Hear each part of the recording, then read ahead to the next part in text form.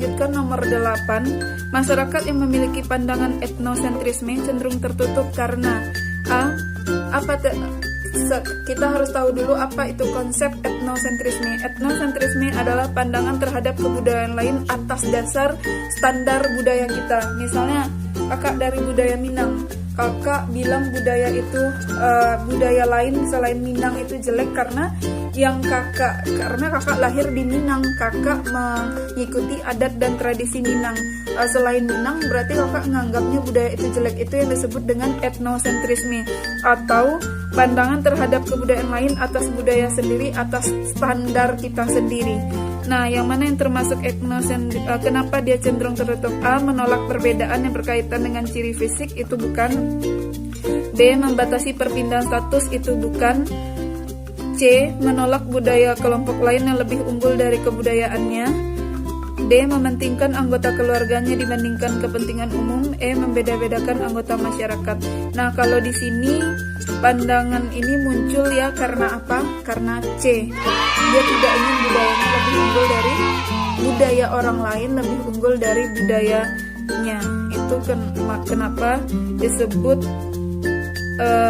etnosentrisme itu cenderung tertutup. Nomor 9, ciri-ciri fisik setiap ras berbeda-beda karena beberapa faktor, kecuali A. Kondisi geografis, B. Kondisi iklim, C. Faktor makanan, E. Amalgamasi, D.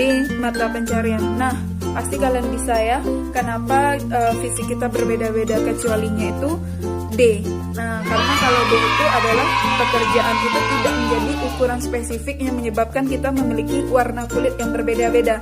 Letak geografis bisa, misalnya orang yang di Papua memiliki warna kulit yang berbeda dengan orang Jawa. Orang Jawa juga memiliki warna kulit ataupun ciri fisik yang beda dengan orang Sumatera.